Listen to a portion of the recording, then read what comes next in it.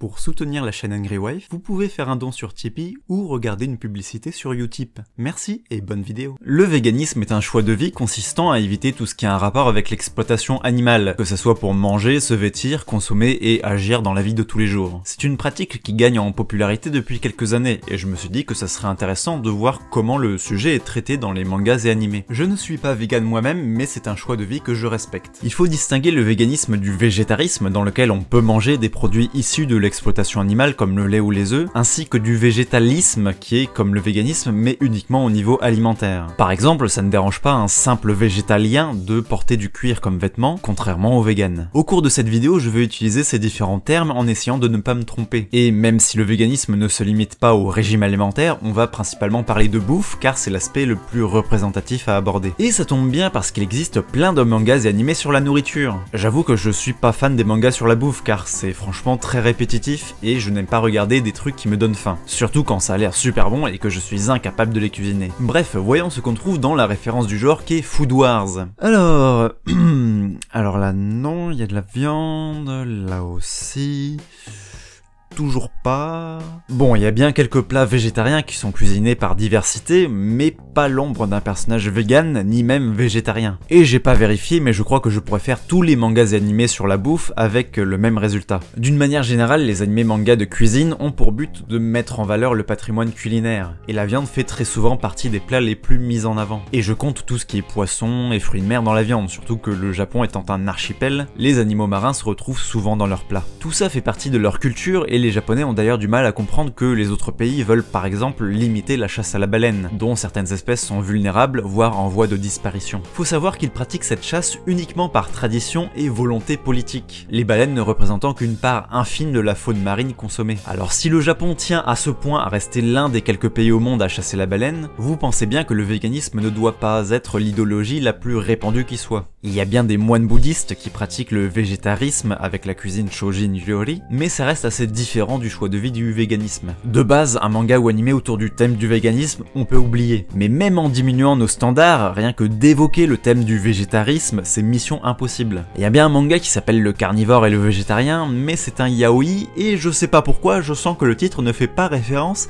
à leur régime alimentaire. Dans Silver Spoon, un manga et animé qui se passe dans un lycée agricole, le héros ressent à certains moments des élans d'empathie envers les animaux d'élevage. Mais à chaque fois, il se résigne ou finit par se dire « la viande, c'est quand même vachement bon ». Après, c'est sûr qu'il fallait pas s'attendre à une remise en question de la production agricole japonaise dans un manga censé la mettre en avant. Mais bon, rien que le fait d'évoquer qu'il existe des critiques de ce système, c'est pas si mal. Il existe bien des personnages qui ressemblent à des véganes, mais qui n'en sont pas vraiment. Par exemple, Santorea dans Monster Musume, elle ne mange pas de viande et au contraire raffole des légumes comme les carottes. Sauf que c'est pas par conviction qu'elle a ce régime alimentaire, c'est parce qu'elle est une centauresse, une jument quoi. Du coup, elle n'est pas végane, elle est herbivore. D'une manière générale, je ne peux pas vraiment compter les personnages avec des traits d'animaux, ni les animaux anthropomorphisés ou doués de la parole. Comme Hamtaro qui est granivore, parce que c'est un hamster. Dans tous les cas, il ne s'agit pas d'un choix de vie, mais d'un régime alimentaire normal de leur point de vue. A l'inverse, j'ai pas vérifié, mais ça ne m'étonnerait pas qu'on voit certains de ces personnages manger des trucs qui ont l'air innocents comme des gâteaux, alors que ça contient des œufs et que donc c'est carrément pas vegan. Sinon, on a aussi Piccolo dans Dragon Ball. Apparemment, les habitants de Namek n'ont besoin de se nourrir que d'eau et de minéraux pour vivre. Du coup, un mec tout vert qui ne fait que manger des cailloux et boire de l'eau,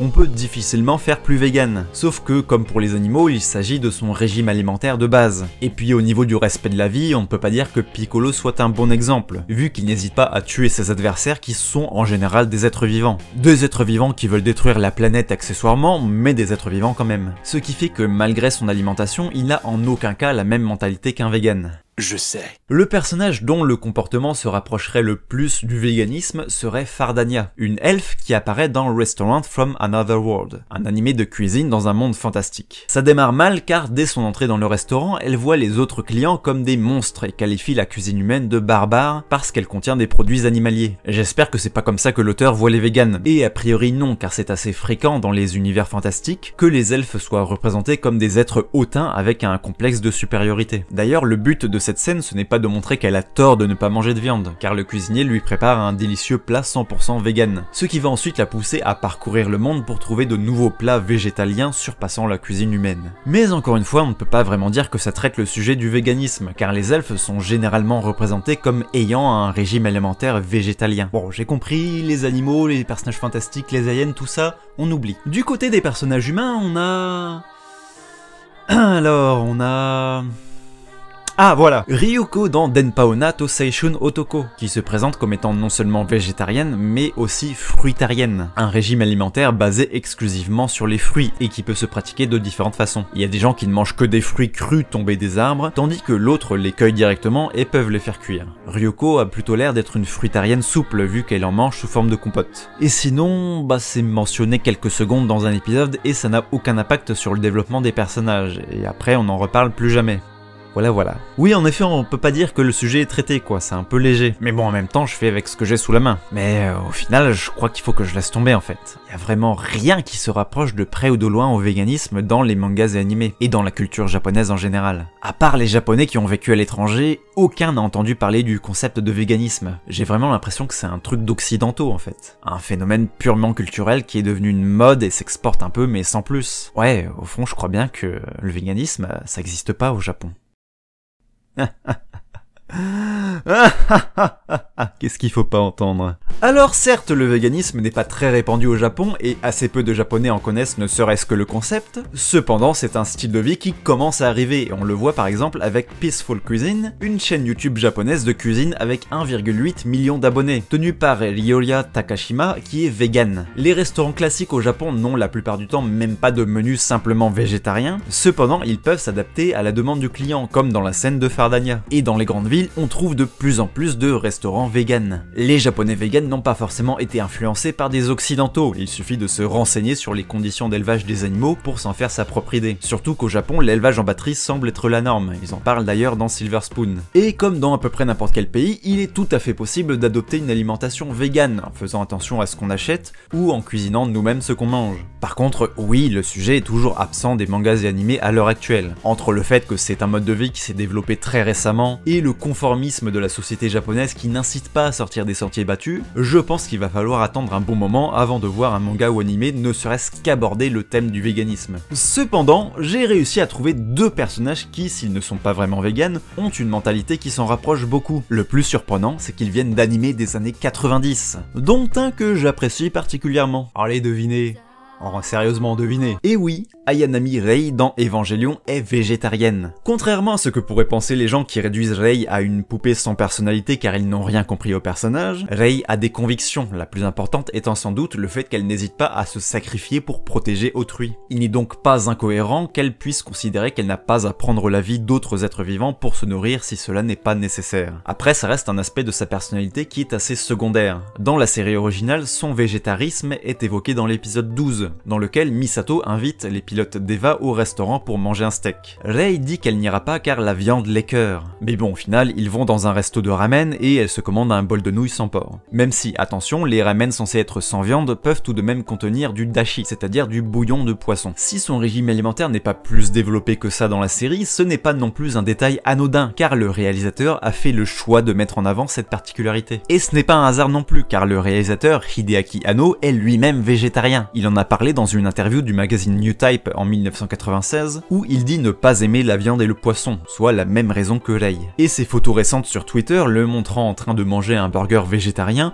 semblent confirmer qu'il l'est encore. Il n'est pas étonnant qu'en tant que réalisateur, Hideaki Anno intègre un peu de sa personnalité dans ses personnages, notamment celui de Shinji dont il se sent le plus proche. Et comme je l'ai dit avant, le choix de Rei comme végétarienne paraît cohérent avec le personnage, et la rend d'autant plus atypique. Cet aspect de sa personnalité est d'ailleurs gardé dans les films Rebuild of Evangelion, toujours réalisés par Hideaki Anno. Dans le deuxième film, lorsque Shinji prépare à manger pour tout le monde, Rei dit simplement qu'elle ne mange pas de viande. Cet aspect est moins impactant dans ce film par rapport à la série pour deux raisons. La première, c'est le choix des mots. Rei ne donne pas la raison de son choix dans le film, alors que dans la série, elle est catégorique. Elle n'aime pas la viande. Deuxièmement, le contexte n'est pas le même. Dans la série, le Second Impact a altéré le climat, mais sans plus. L'alimentation des Japonais reste a priori la même que dans notre monde. Dans les films Rebuild, l'océan Pacifique devenu rouge ne contient plus de vie. Sans faune marine, le Japon a perdu une grande partie de ses ressources alimentaires. La viande est devenue une denrée rare et celle que mangent les personnages est à 90% artificielle. Ce qui fait que dans ce contexte, le végétarisme ne devrait plus être si rare que ça au Japon. Le deuxième personnage est Nadia de l'anime Nadia et le secret de l'eau bleue, également réalisé par Hideaki Anno. Pour le coup, cet aspect de sa personnalité est beaucoup plus développé que pour Rei, et tout un épisode est même consacré à ce thème. Dans l'épisode 25, alors que les protagonistes doivent survivre sur une île déserte, Nadia s'insurge contre la présence de viande dans son omelette. En effet, alors qu'il connaissait ses convictions, Jean a ajouté de la viande dans son plat sans lui dire. Nadia le traite alors de meurtrier tandis qu'il se défend en disant que pour survivre, ils n'ont pas trop le choix.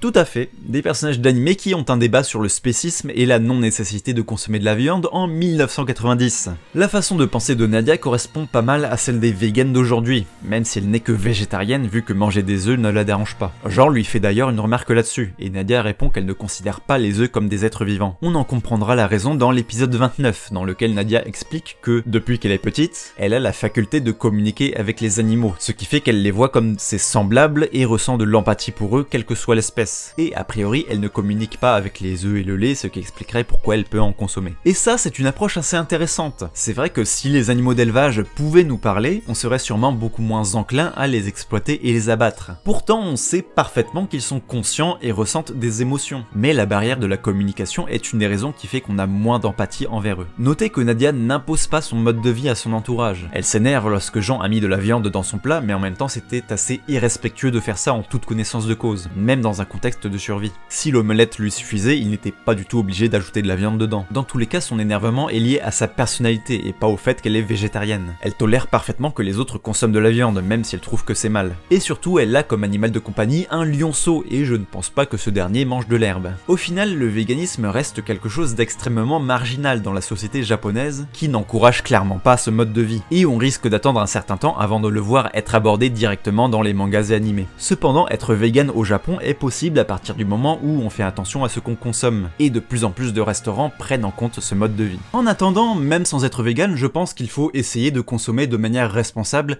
et en accord avec nos convictions personnelles. Et qu'il faut regarder Evangelion, mais ça c'est pas négociable.